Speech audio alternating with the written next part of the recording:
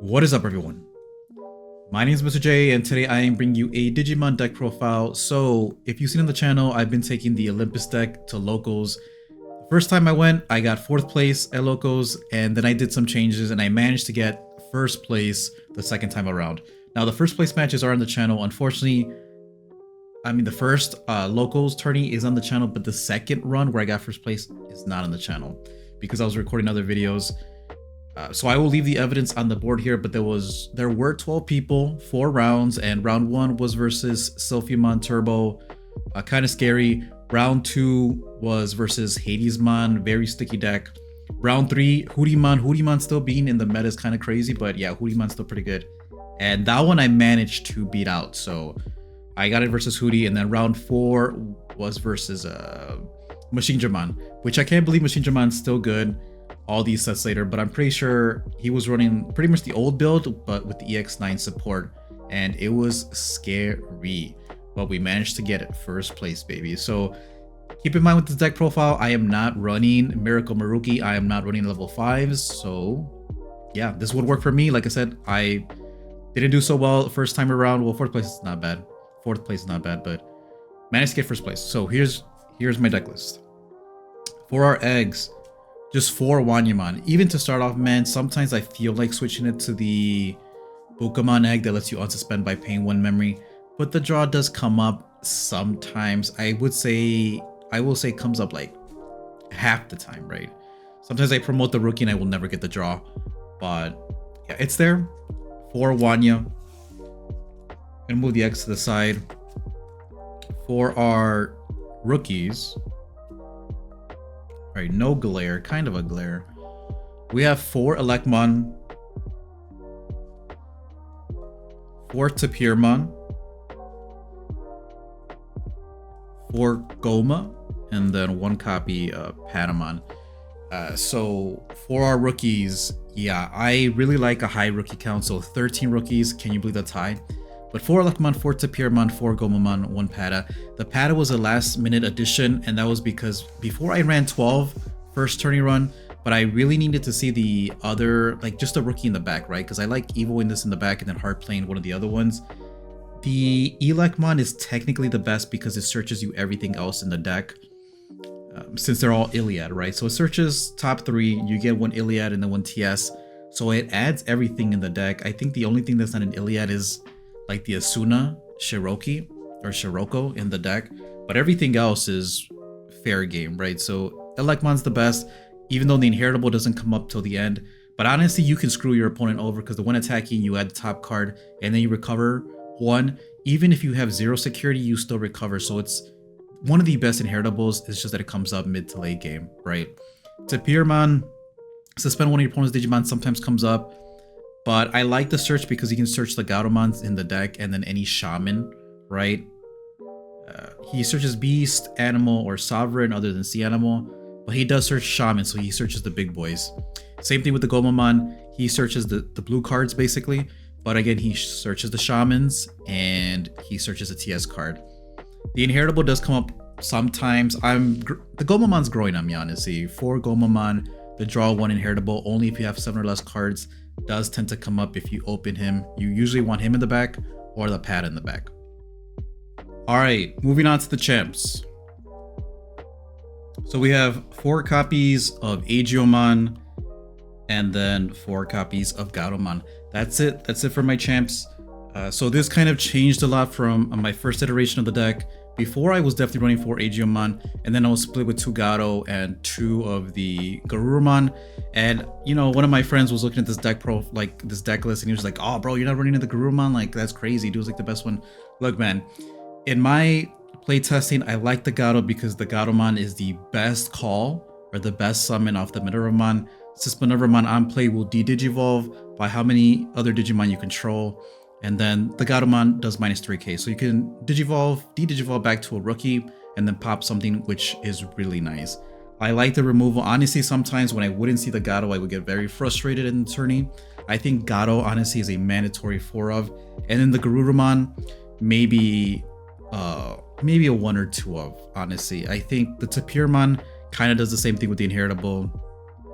But it's up to you, man. Personal preference, bro. This is what won me the game. I like 4 and 4 because the Aegiomon is so good, and I did see that he's going up in price recently, that he has been going up in price. Just on, or when moving, on play, when digivolving, you get to add the top card of your security and then play a Tamer. If it's when moving, then you do trigger when moving effect first and then start a main phase. You can gain a memory if it's Dan and Kanan, Yuki, or if it's the Homeros, you gain a memory, which is really nice, right? So you go to 2 or go to 3. Aegiomon is great. He's also kind of bad because the barrier, and he pretty much just diminishes your life, right? Sometimes I would be at 3 all the time with the Aegio in the back once I promoted. And then I swung a security, triggered barrier. But I really like him because then he makes your Venusmon live. Since Venusmon, you have to have 3 or less security in order to drop Venusmon. Venusmon can really mess people up, especially decks that rely on Tamers. So the Aegiomon, if you want to get to 3 security, Aegiomon's your boy. But I think the tempo, playing a 5-cost Homeros is unbeatable, dude. Unbeatable just for promoting. Playing a 5-cost Tamer is kind of crazy.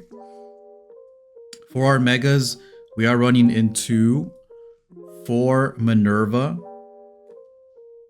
3 Neptune, and 3 Venus. That's it. So I'm actually not running... Oh, the glare is going to annoy me. All right, there. We fixed the glare a little bit. So, yeah, this is it. No Maruki, man. No Maruki. When I played tested the build, I just didn't like the Maruki. I know people run like Miracle Maruki and the Sylphiamon, the level 5s. But because I'm not running so many Megas and I'm not running the level 5s, I have space for other cards in my deck, which I think are better value than Maruki. And honestly, man, like I never thought about it. If I was facing Hoodimon again, Maruki doesn't do jack, bro. Doesn't do anything. Doesn't do anything versus Hoodimon because they'll just set up in the back and you won't have anything like to swing over and pierce. And the same thing with like Machine Dramon. Yeah, I suspended, swing over it, but then he just detaches too, right? There's so many cards in this game, a lot of Megas, where Marukimon just doesn't really do anything because it doesn't have a removal itself. It just suspends something, right? And swings over it. So I didn't like the Maruki in the deck. I really like Minerva. That's why I'm playing 4 Minerva, because she's the one that lets you go wide. She plays out your Homeros. She plays out your Dan and Kanan, which lets you play out an option card afterwards. So Minerva's the one you want to open with, right? Like you want to open with Minerva and then just go as wide as possible because she gains you so much advantage. And then Neptunemon. Neptunemon was one of the MVPs. Honestly, all these were MVPs, all the level 6s.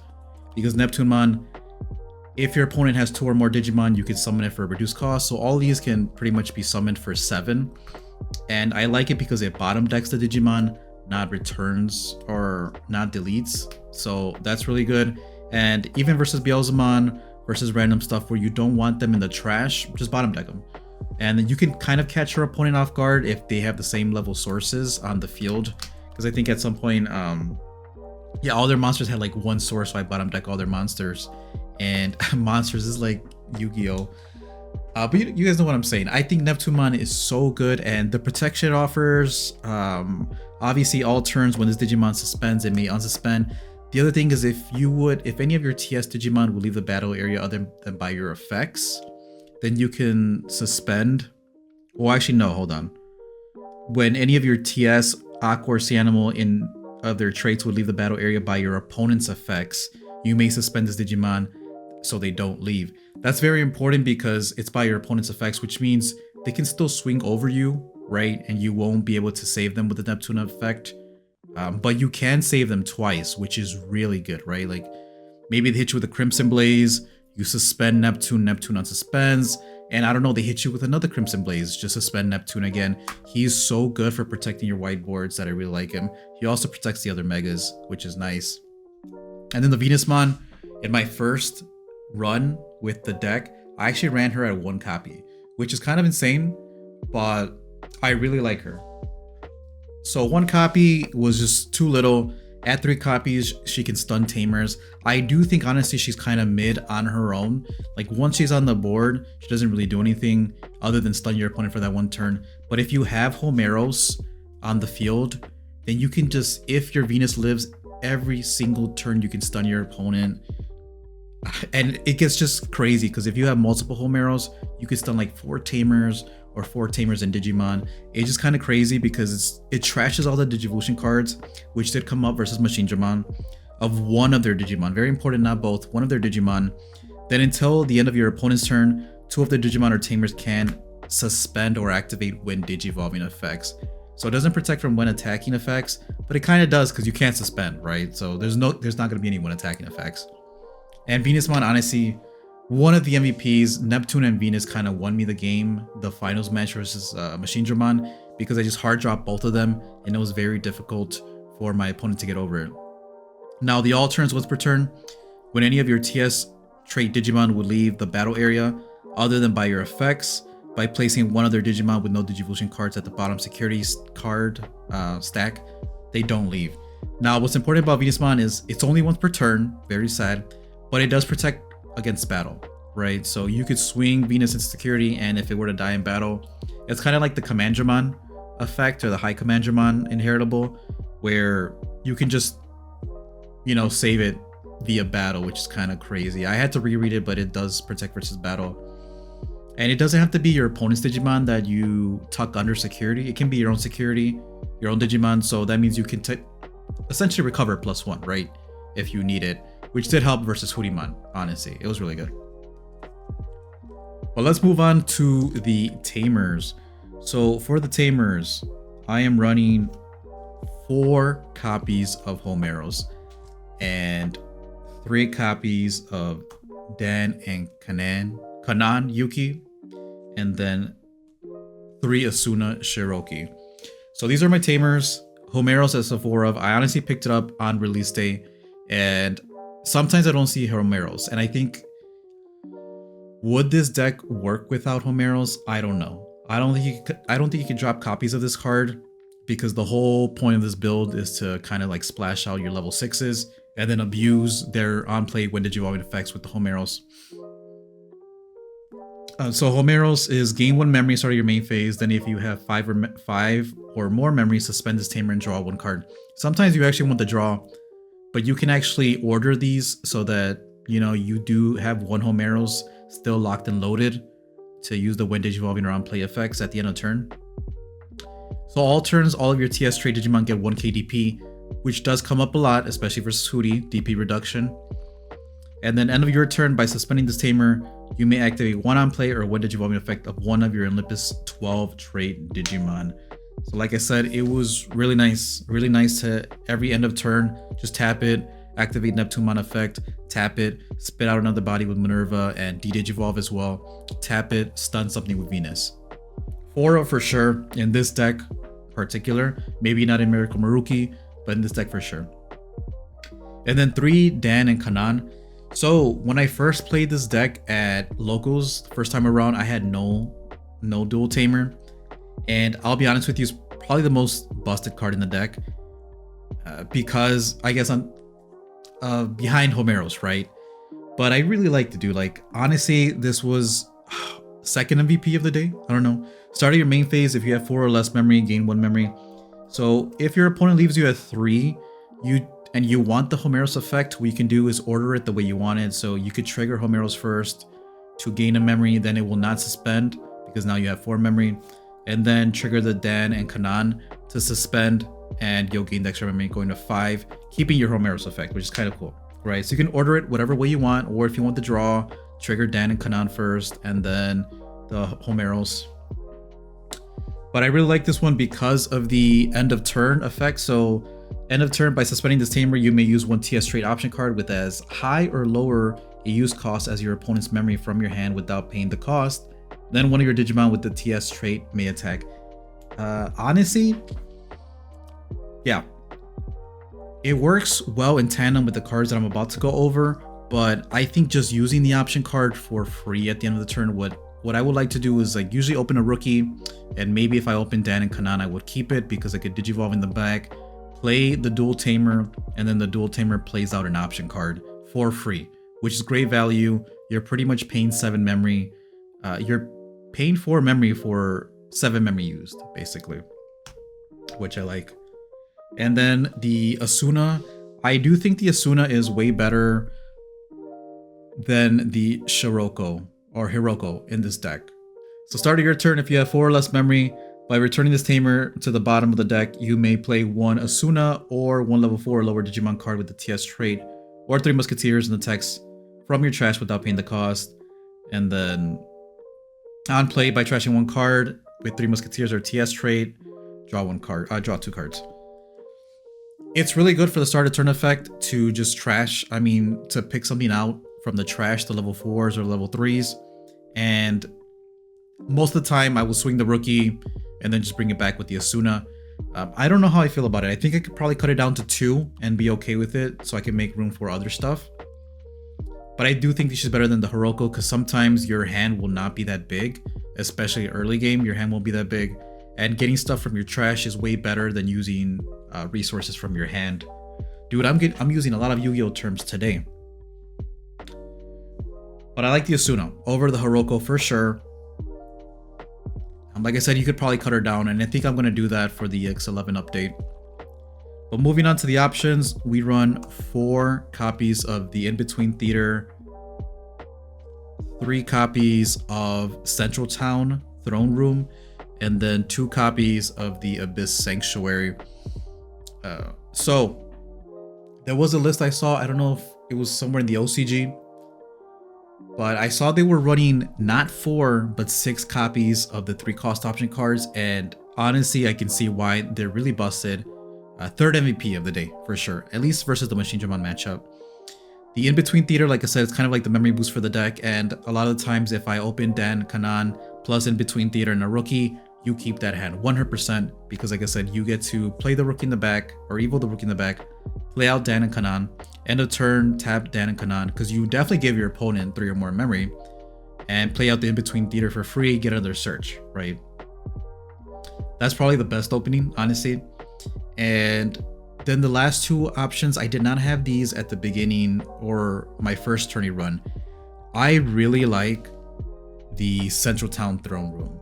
I just really like it. So versus Hoodimon my first time around, I noticed that a lot of DP reduction, and if I just had some extra DP, it would have been really nice.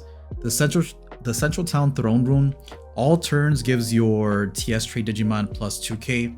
So it makes the Aegiomon 7, it makes the rookies 3k, the Gato 6k, and then like your level 6 is really big, right? 14k basically. Now there's less chances to trigger it because we're not running Maruki, we're running for Minerva. But Minerva, like I said, is usually my first go-to play as a Mega. If I play a Mega out, it's usually Minervamon first because she is the easiest to trigger. So having this, I think the combo is to have a rookie in the back and then, I don't know, play something, play Dan and Kanan, and then play the In-Between Theater. Next turn, hard play Minerva for a reduced cost, play something out, and then you can tap Dan and Kanan, use the Central Town Throne Room, put it in security, and then swing with the rookie, Alliance the Minerva, and then you swing for 2 checks, and then on your opponent's turn, they both reboot because of the Minerva effect. Or you could hard play this, play out the Minerva for a reduced cost, and then still trigger the Dan and Kanan end of turn effect to swing Alliance 2 checks. And again, Minerva, start of your opponent's turn, reboot. I did that combo so much, and it was so good. And again, I have a friend, I won't say who, but he was saying like he didn't like the ratio already. I was like, bro, I won first place, and he's still, oh dude, I cannot believe it, bro. Anyways, yeah. It's because of my boy. He was like, oh, I can't believe you're not playing Marukimon. I can't believe you're playing the Central Town Throne Room over the Abyss Sanctuary. He's like, bro, I won first place. How about congratulations? Or like, oh, let me see your deck list. Like, that's interesting. But like, this strategy is sound. I really like it. And yeah, it came up so much versus Hoodimon. It came up versus Machinedramon because Machinedramon, it's difficult for them to get over 12k, right? The EX9 one, unless you have the DP buff. So just having this was so good. And then the last one, the Abyss Sanctuary. At first I was running 2 and 2, but obviously the blocker is good. What I will tell you guys is for Alliance, for Central Town, you need Minerva or you need Maruki. And then for the Abyss Sanctuary, for the Alliance, you need Neptune or Venus. So I think this is better late game, especially when you're down on security. But the combo I did with Machinedramon, especially in the last game, because that was kind of grindy, of course, being Machinedramon, is that I would kind of loop these option cards, right? I would loop this one, then if I met the color requirements, I could loop this one, because you can't, once you have this one in security or the other one in security, you need to meet the color requirements in order for you to activate the other one. But depending on the one I needed, I would obviously just switch. If I need the DP buff, I would play this one. If I needed the blocker, I would switch it out, grab this one back to my hand, and play this one out. And then the crazy part is that you can play out 2 level 7s essentially for pretty cheap, honestly, because Dan and Kanan in a turn, you can tap it, use Central Town Throne Room, and then play out your level 7s for reduced cost, and then essentially play them out for 4, right? So if you leave your opponent at 3, you've already played a Mega, you left them at 3, you can use Dan and Kanan, play one of these, and play out another Mega for 4. You leave your opponent at 7 memory, but sometimes it's very difficult for them to get over a lock, like versus Machinedramon. I had Neptune and Venusmon on the board, so I stripped the sources, and then Neptunemon protected Venus, and Venus protected Neptune. It was just so hard for my opponent to get over that lock, and especially both of them being hard played, there's no room to de-digivolve them, which is the strength of the deck. When I was playing Sylphimon, I would digivolve on top of it, and it would just get smashed, bro. It would always get de-digivolved. I know it's matchup dependent, but I would always get de-digivolved. It's way better to hard play these Digimon. Way better to hard play them. And like I said, I wish I had, honestly, next time, I think, because I went to a new locals, it was so difficult for me to, like, it's so packed because of one piece. And just like the area, even though it's bigger, there's just so many people moving around, it's hard to set up the camera. But I wish I had recorded these matches. I think next time I should be better about that. I was trying to record like top table, but I wish I could just look back and see how it played, and then show you guys how it played. But this is the deck list. What am I going to do for the EX11 updates? For EX11, I'm going to drop Asuna, Shiroki to 2 copies, and then I'm going to add a title stream. So I think I have title stream here somewhere. Yeah, so for EX11, I'm going to add a title stream. Honestly, I was thinking about adding 2 title streams, and the only reason I'm saying that is because I did find it difficult if I was fighting my opponent for the board to kind of outpace them, because, I mean, you know, this deck kind of floods the field. Like, it'll flood with the rookies, Minerva, sometimes you have 2 level 6s, but there are decks out there that can flood way better than you, and I'm talking about Hoodimon here. There are decks that can go so wide. And while I tried Crimson Blaze in the deck, it makes more sense to play this because it's a TS option. So you can search it with everything else. You can search it with the rookies. You can't search Crimson Blaze with the rookies. So you can search this, and while it won't delete everything 6k or less and then prevent your opponent from playing stuff out, it will just kind of clear the board and give you a chance to clap back or set your opponent back, basically, right? So that's what I like about the title stream. So I'm going to play 1. I might cut Asuna down to 1 copy and run 2 title streams, because like I said, I think the biggest thing is just getting over wide boards. But once you go wide enough, honestly, you can kind of win game there. Here are my extras. So my extras that I was playtesting were, of course, the 2 Maruki. Again, didn't work out for me. And then I was playtesting 4 Garurumon.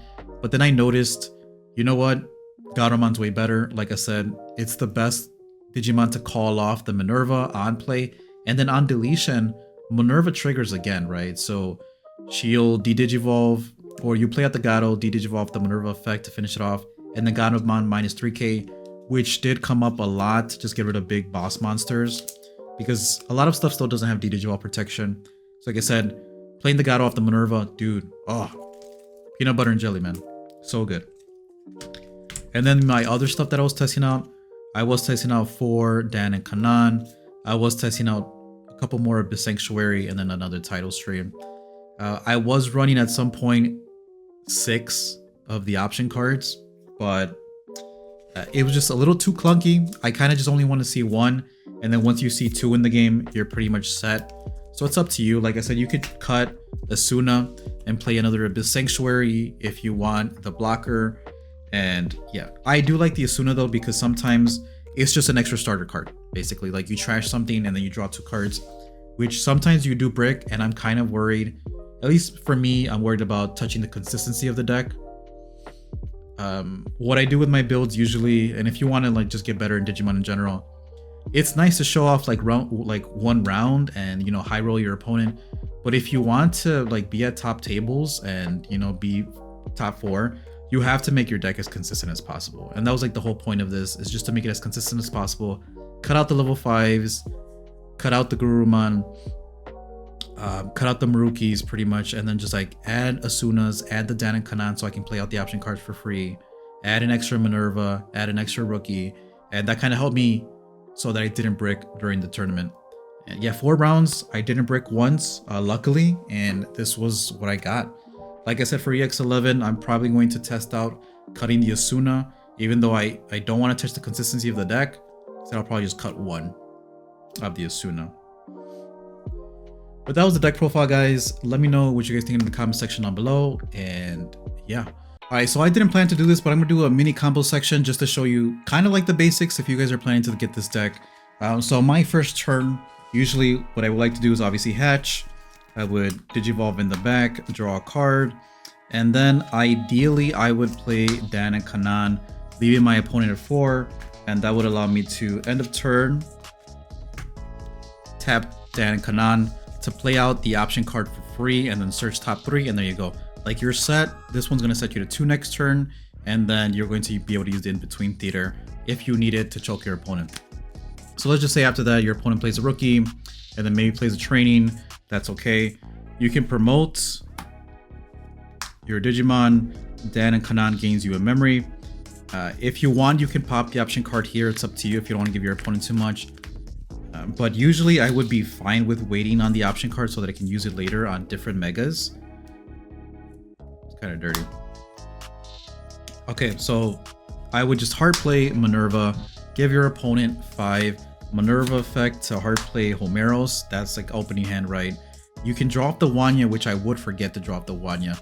Draw off the Wanya, and then end of turn, you could tap Dan and Kanan to play out the Central Town Throne Room, and then put it under. So grab this, grab your bottom security card, put this one under, and then last thing that triggers is you use the option card.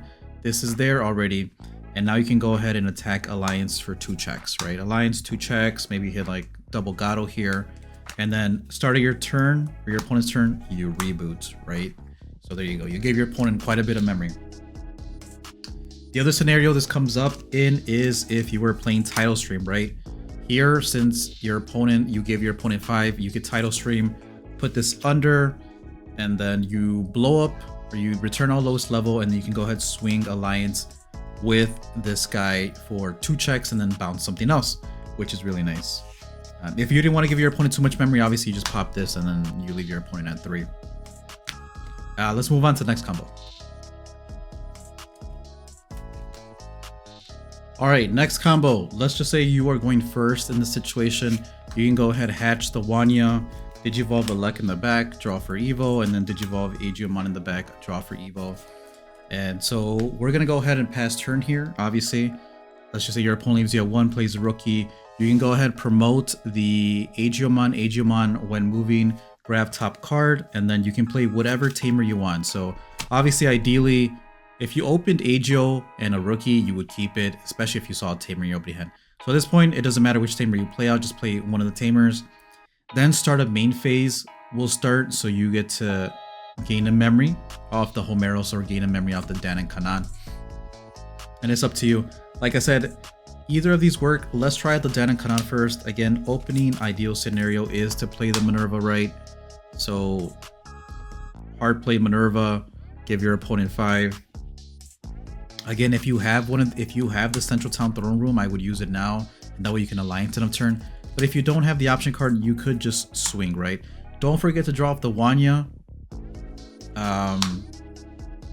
because I would forget that a lot, right? But you hard played a TS Digimon or Iliad Trade Digimon, so don't forget to draw your card.